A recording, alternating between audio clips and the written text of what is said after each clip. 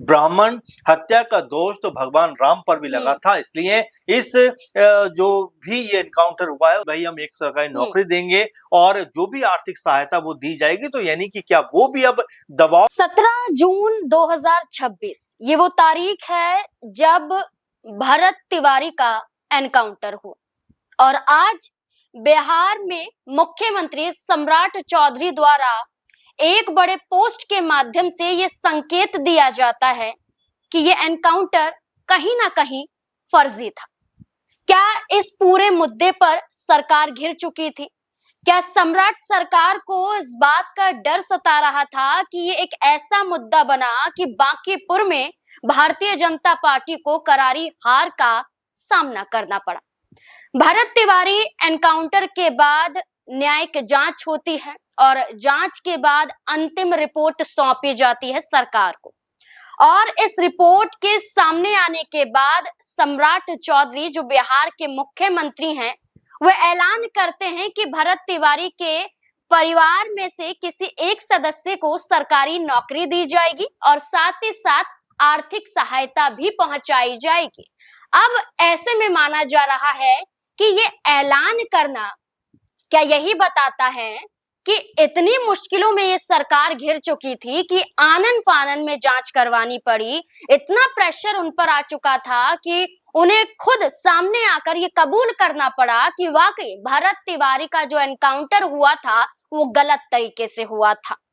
जहां भरत तिवारी सामाजिक रूप से समाज के मुद्दों को उठाकर सरकार के समक्ष रखते थे, यानी कि मांग करते थे कि क्या कुछ गड़बड़ी स्कूल में है या उनके गांव में जो सुविधा नहीं मुहैया कराई गई है, तमाम मुद्दों को सोशल मीडिया प्लेटफॉर्म के माध्यम से पहुंचाते थे। लेकिन उनके एनकाउंटर के बाद उनके गांव वालों का ही गुस्सा देखने को मिला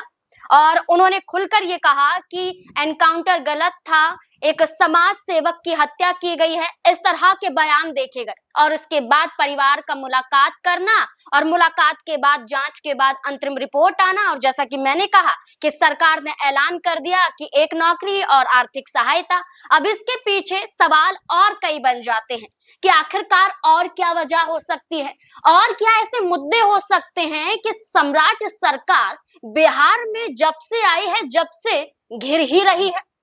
इन्हीं तमाम सवालों को लेकर चर्चा करेंगे। वरिष्ठ सहयोगी अमन जी हमारे साथ मौजूद हैं। सर, भरत तिवारी को लेकर अक्सर हम ये कहते रहे कि एनडीए में ही आपसी तालमेल नजर नहीं आया, एक दल समर्थन करता हुआ दिखाई दिया तो एक दल समर्थन ना करता हुआ नजर आया। इसके बावजूद भी अब ये जो फैसला लिया गया है कि एक सरकारी नौकरी दी जाएगी, आर्थिक सहायता पहुंचाई जाएगी, इसको आप किस तरह से देखते हैं? आपका नजरिया क्या है? देखिए, बिल्कुल, और जिस तरीके से पूरा मामला निकलकर सामने आया था उसके बाद में सम्राट चौधरी सरकार बुरी तरीके से गिरती हुई दिखाई पड़ी थी और ऐसे में जब हम विरोधी खेमों की बात करते हैं, विपक्षी दलों की बात करते हैं तो वो तो चलो ठीक है, लेकिन अंदर खाने में ही जिस तरह बीजेपी नेताओं ने सवाल खड़े कर दिए कि भाई सम्राट चौधरी जो मुख्यमंत्री बने हैं आखिर इस तरह के फैसले को वो कैसे ले सकते हैं, आखिर एक ब्राह्मण की हत्या कैसे हो सकती है, एनकाउंटर जो हुआ वो कैसे किया जा सकता है। अश्विनी चौबे से लेकर मिथिलेश तिवारी और तमाम बड़े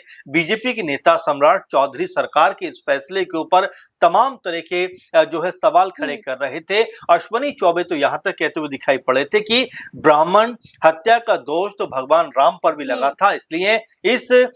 जो भी ये एनकाउंटर हुआ है उससे आप बच नहीं सकते और इसका जो पाप का भुगतान है आपको करना पड़ेगा। अब जो आपने शुरुआत में कहा कि क्या बांकीपुर चुनाव में हार के बाद सम्राट चौधरी सरकार जो है होश में आई, क्योंकि पहले अगर देखेंगे तो मुख्यमंत्री सम्राट चौधरी भी ऐसा लगा नहीं कि बहुत ज्यादा इस मामले के ऊपर तवज्जो देना चाहते हैं, क्योंकि जो परिवार लगातार ये मांग कर रहा था कि भाई उनके परिवार से इस तरह से एक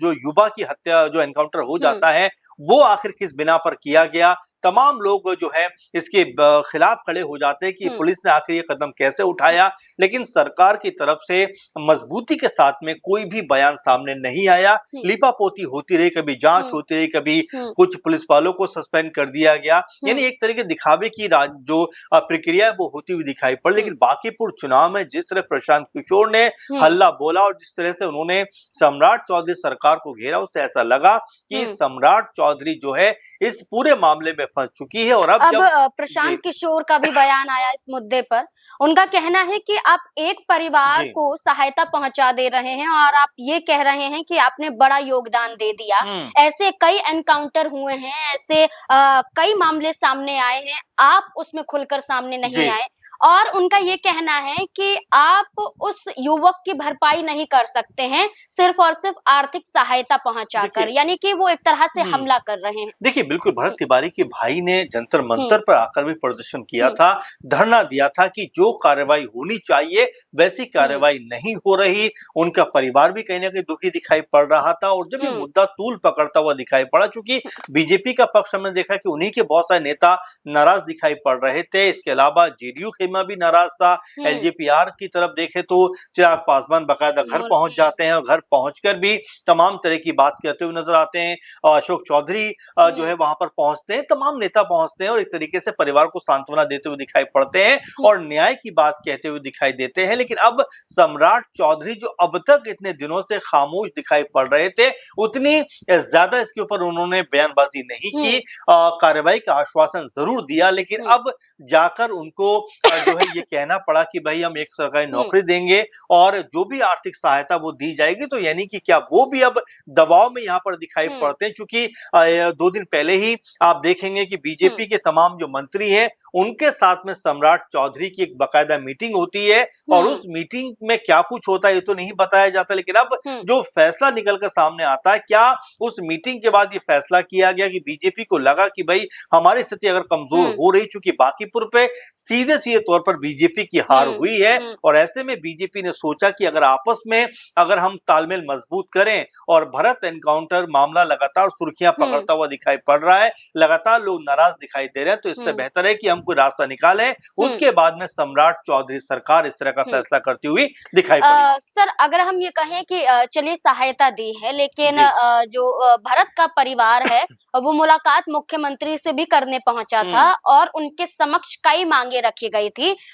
जिसमें आर्थिक सहायता तो एक सहायता सरकार की तरफ से प्रदान की गई है, परिवार वालों ने नहीं मांगी थी। बल्कि परिवार वालों का ये कहना था कि भरत भूषण तिवारी को शहीद का दर्जा दिया जाए। साथ ही साथ उनका ये कहना था कि जिस गांव में भरत तिवारी रहते थे उस गांव का नाम बदलकर भरत तिवारी के नाम पर रखा जाए, यानी कि उनका कहना था कि शहीद भरत नगर जवैनिया ये गांव का नाम रखा जाए। और साथ ही साथ वो ये कह रहे थे कि बड़े स्तर पर जांच होनी चाहिए, सीबीआई जांच होनी चाहिए।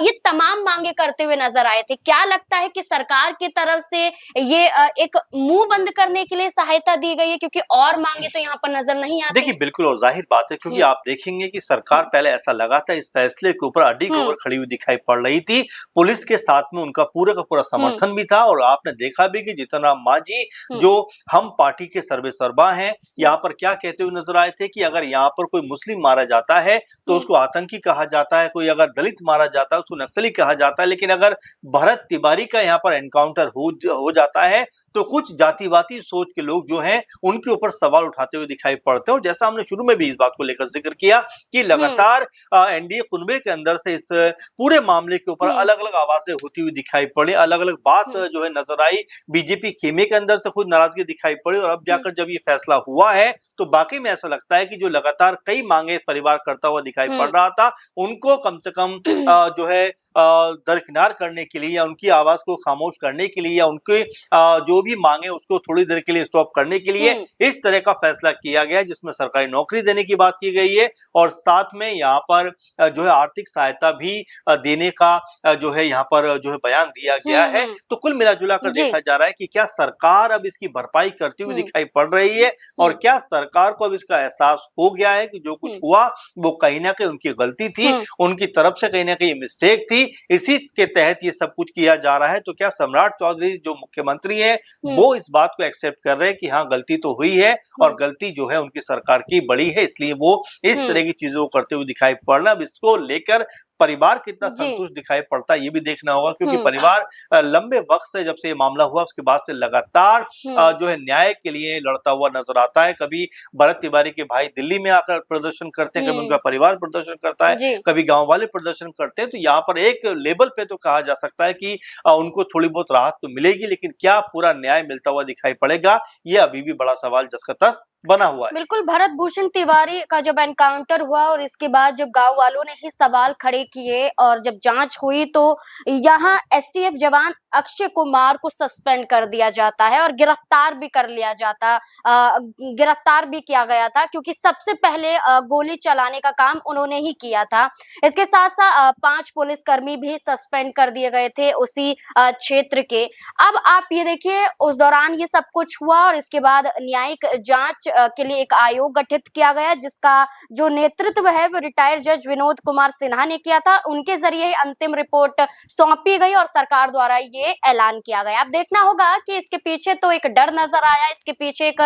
झुकाव नजर आया कि अगर हम झुकेंगे नहीं तो कहीं ना कहीं सरकार डगमगाती हुई नजर आ सकती है, सत्ता पर असर पड़ सकता है। क्या आपको भी यही लगता है? क्या ये जो ऐलान सम्राट चौधरी द्वारा, जो मुख्यमंत्री हैं बिहार के, उन्होंने किया है, क्या इसके पीछे का मकसद यही है या आपको कुछ और नजर आता है? क्या है आपकी राय इस पूरे मुद्दे को लेकर? अपनी राय कमेंट सेक्शन में जरूर दें। धन्यवाद।